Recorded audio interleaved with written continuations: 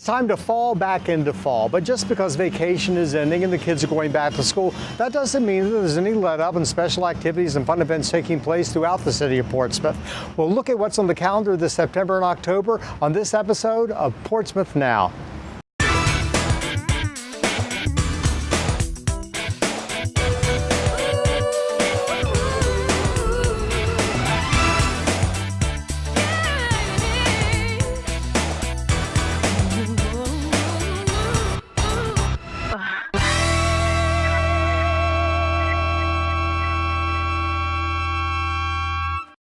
Welcome to the September-October 2017 episode of Portsmouth Now. I'm your host, Rob Lauer, and I'm standing in the courtyard of the Portsmouth Art and Cultural Center on the corner of High Street and Court Street here in Old Town.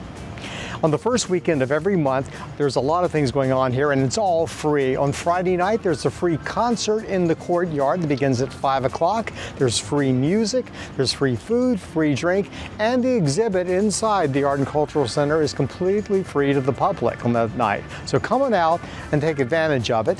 And then on Saturday mornings throughout the year, be sure to take advantage of the Old Town Farmers Market, which is laid out around the courtyard here on High Street and Court Street every Saturday morning beginning at 9 and going to about 1 in the afternoon.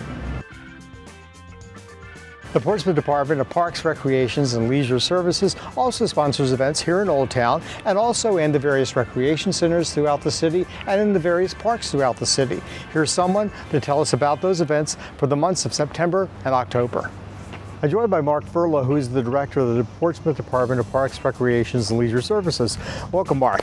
Thanks for having me, Rob. Okay, so what is coming up this September and October? Well, first of all, I just want to let everybody know that they should have received in the mail their new program guide. This program guide contains all the programs that we offer in the city of Portsmouth through the Department of Libraries, Department of Museums, Department of Parks and Recreation, and other city departments. So this guide contains a lot of information about some of the programs that we offer, but specifically we have our Sunset Thursday concert series is going to continue through the end of September. We have Hotcakes, Vinny Knight and the Blue Riders, and Second Wind will be our artists for September, and then we'll finish off the Sunset Thursdays with a block party the last Thursday of September. We'll have DJ and line dancing and all kinds of fun stuff. Cool. How's the popularity of that been this past summer? It's extremely popular. We get a lot of people that come out and enjoy the music. We also have a lot going on at our golf course this upcoming fall. At Bidewee on October 7th, we're doing another range party. This is the second one.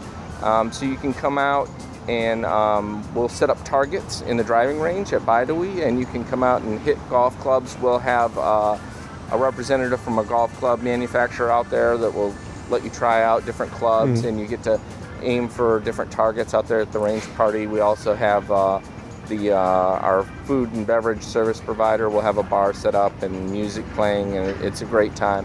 And then on the 21st, we have our Par 3 tournament at Bidewee. So, and then after October, we go into our winter rates for golf. Anything happening out at City Park or any other recreation centers in the city? Well, City Park, we also have the Links Golf Course, and which we just recently added foot golf last spring, and that has really been gaining a lot of popularity. We're seeing more and more people playing foot golf every day. Does foot golf, will that be offered? I mean, can you do that during the fall and winter months as well? Sure. So foot golf, you play right along with regular golf.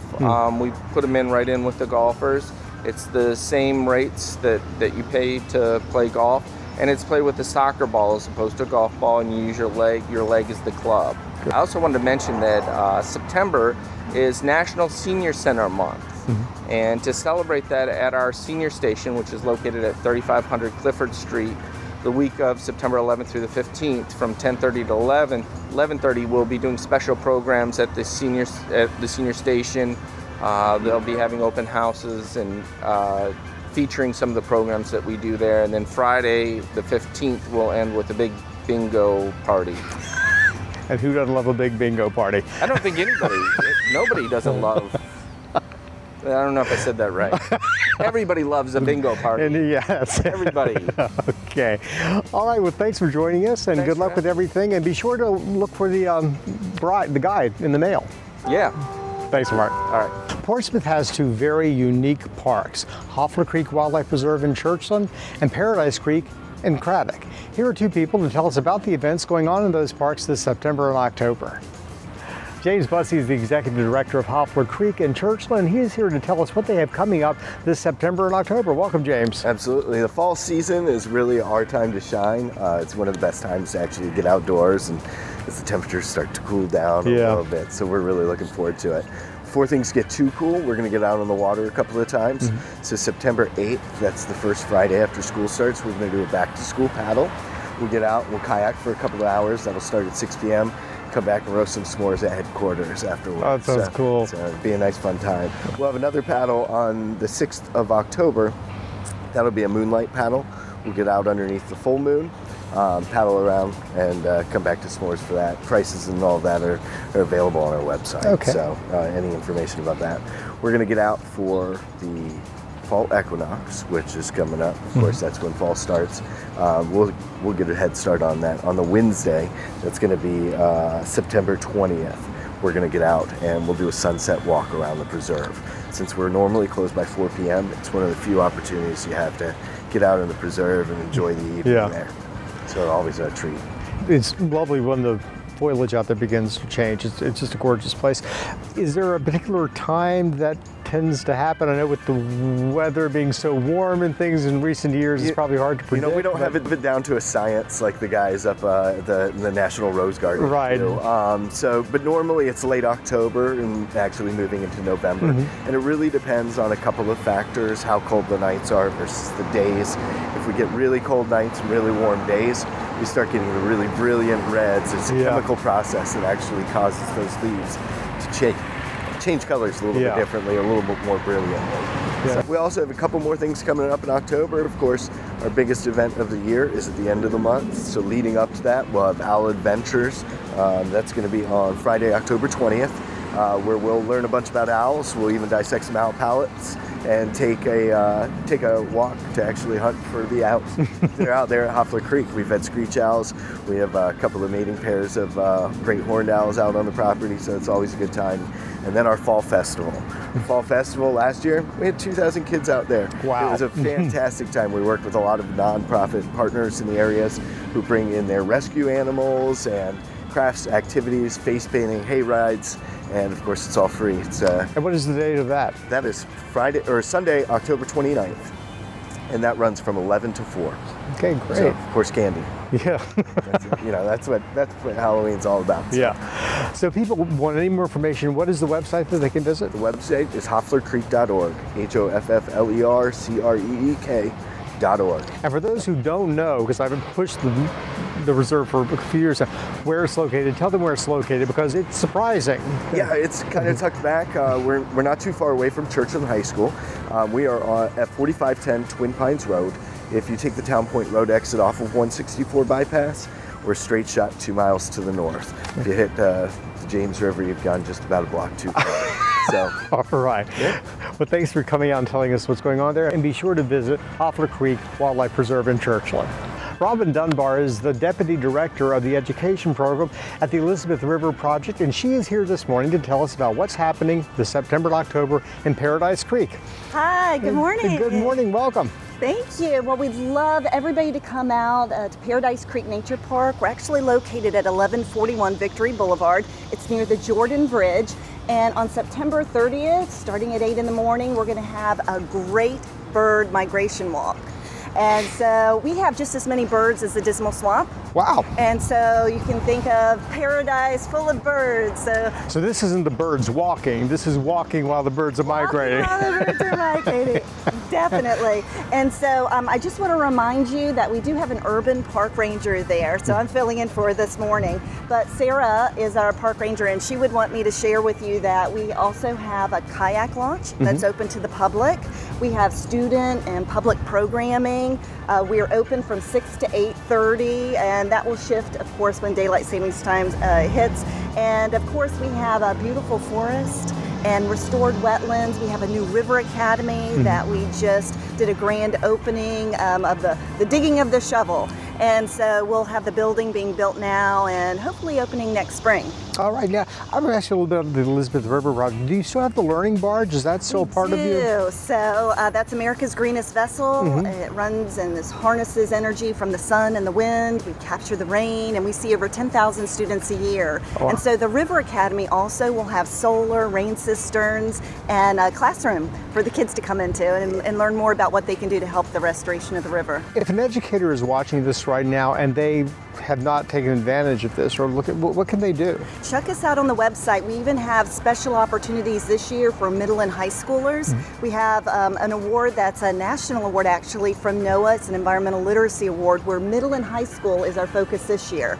And so we have free bus transportation, and that's to participate not only at the park but the learning barge, in our wetlands in the classroom program, and then to be recognized as a River Star school. So just a lot going on. We have a lot going on, and it's going to take everyone to help restore this urban river. Paradise is a great place to start at this nature park. And it's such a neat place because it is so beautiful, but then you look around the periphery on the horizon and you see industry and the Jordan Bridge. Yeah. And we are right beside the Norfolk Naval Shipyard, and it's just a really, really special, beautiful site. We like to call it a place of peace. It's dog friendly. You can ride your bikes there. A lot of folks come out and jog daily. The trails, we have 2 miles of trails. Right. So just a really, really treat for us here in Portsmouth.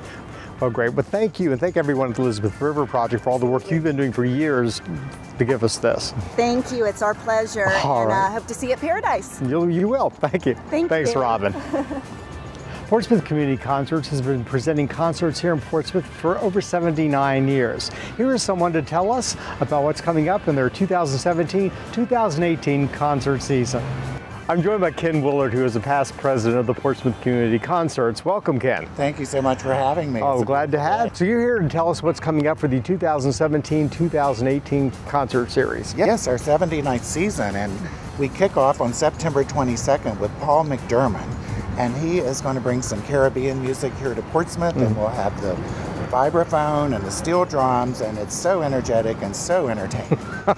And then in October, we bring in Tony Kenny's Irish Celebration. And if you know anything about Ireland and the arts, he is a very prominent artist there. So we're delighted to bring him here. And that will also be at Churchland High School as well as Paul McDermott. Okay. And then in December, we return to Willett Hall with, back by popular demand, Thomas Pandolfi. And he is an up-and-coming world artist in the piano area. So he'll be presenting a Christmas program, which many of our patrons have asked and requested. That's the weekend prior to the Old Town Holiday Music Festival, so it'd be a nice way to begin your December holiday. That sounds very nice. All right. And then in February, we return to Willett Hall again, and we present Duo Baldo.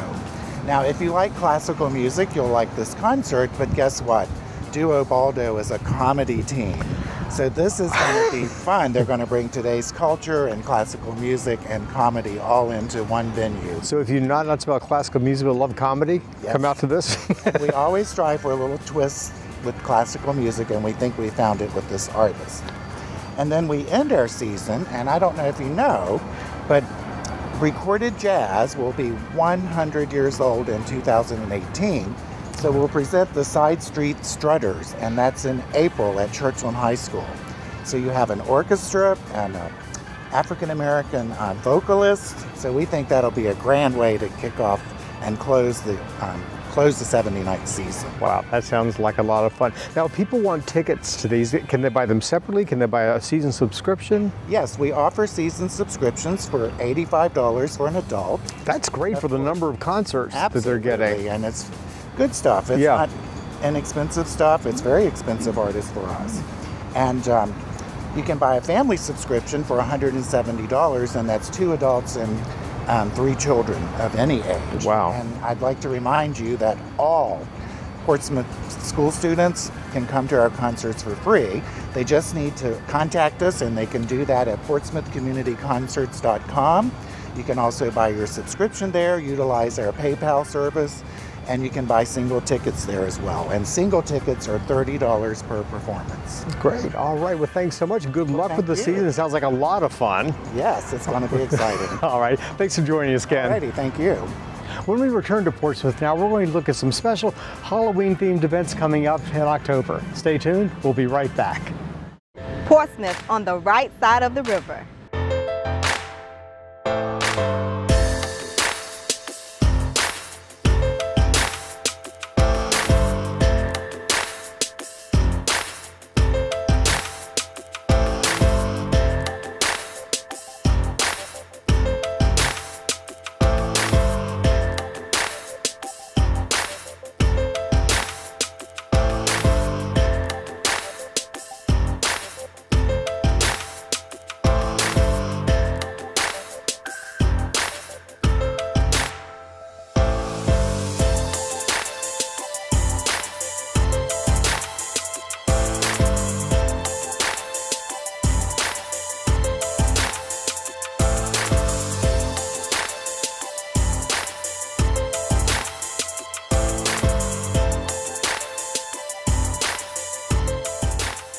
Rediscover your neighbor, the new Portsmouth.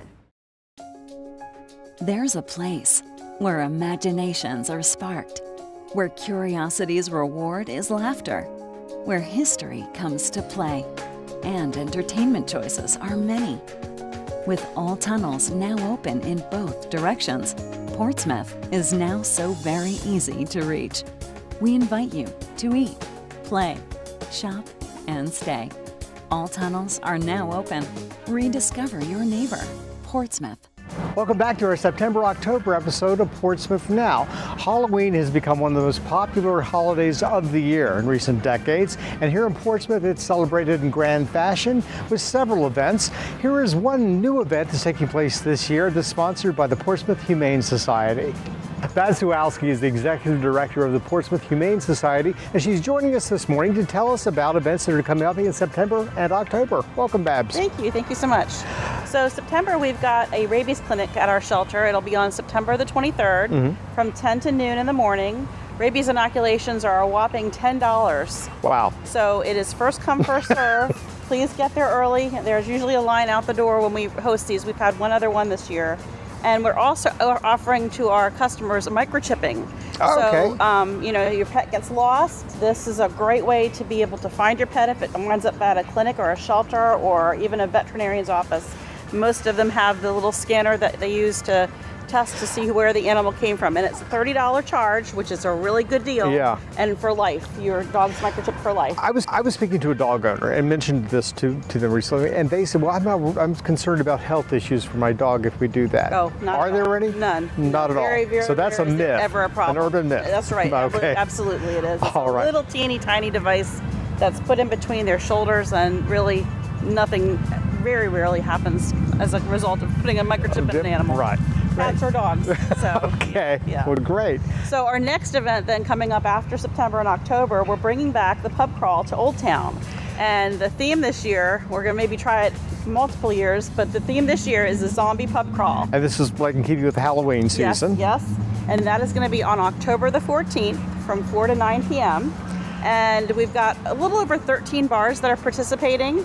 The charge is $25 to participate. You get a zombie survival bag with it, which is really cool. It's a cooler bag, which who doesn't want another cooler bag, right? Yeah. So a cooler bag with a t-shirt and a little bit of fun little items inside for your survival of the evening events. Okay, so a pub crawl I've heard of. Yeah, okay, yeah. A zombie pub crawl. I don't know if that's your condition after hitting 13, 14 So pubs, you don't or have to dress up, but we're encouraging you to dress up, and we're actually going to have a costume contest for the top 3. These are the categories: in best individual costume, best two-person, and best group. So something like a group might look like you have an old bridesmaid costume sitting in the back of your closet. Call your friends, get dressed up as bridesmaids, zombie bridesmaid. zombify yourselves, and you might win. So that sounds like a lot of fun. Now, when does that start again? So that's on October 14th at 4 o'clock. It starts, ends at 9.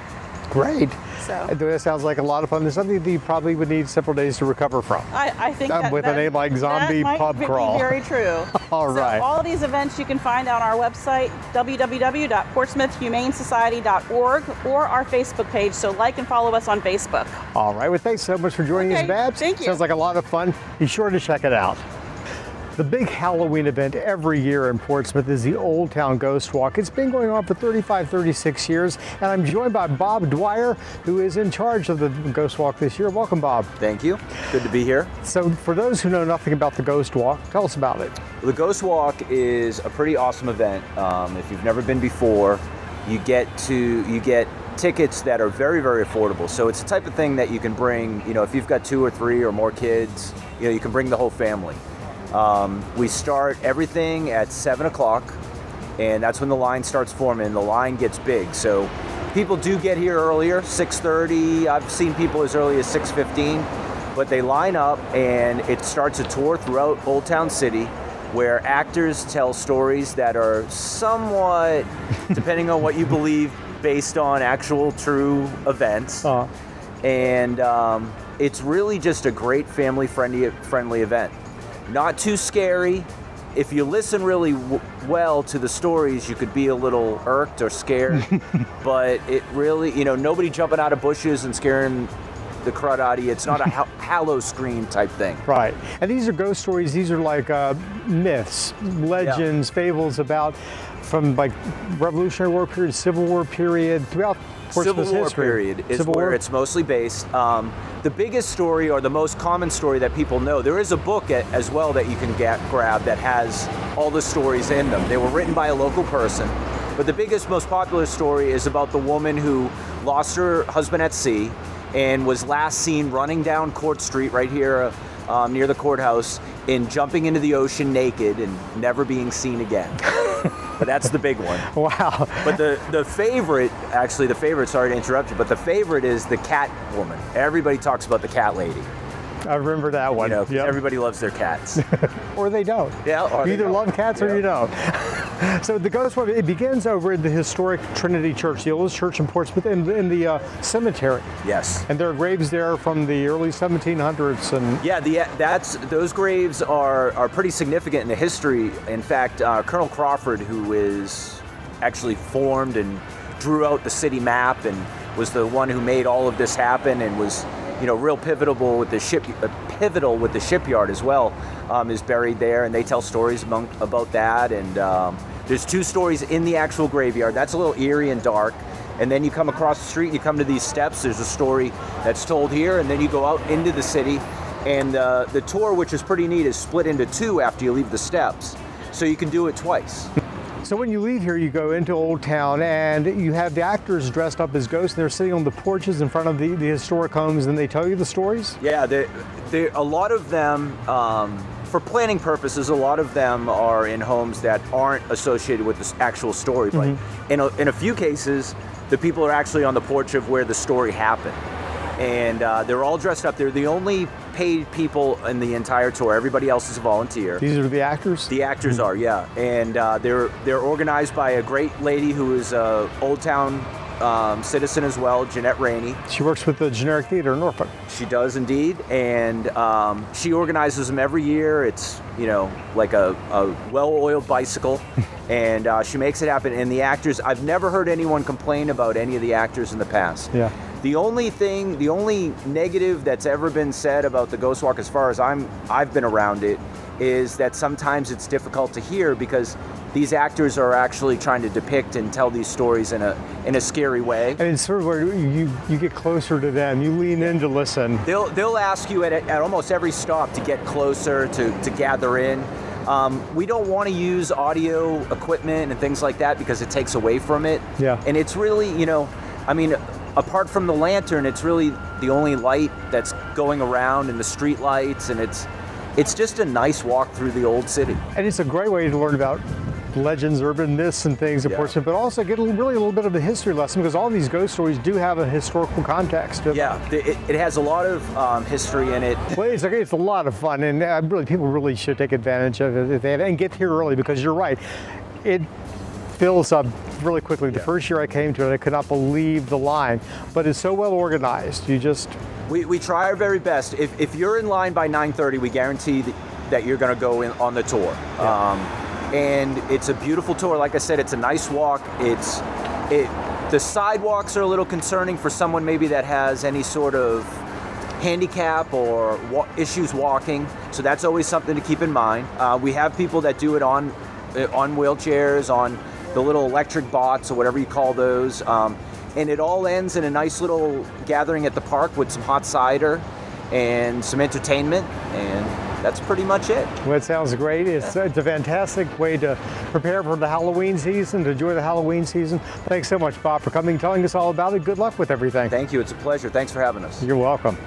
Well, that's it for today's show. If you'd like to find out more about any of the activities or events that we've discussed, simply log on to www.portsvaevents.com and then come to Portsmouth, where if you give us a day, we'll give you a vacation. I'm Rob Lauer. Join me next time for our November-December 2017 episode of Portsmouth Now.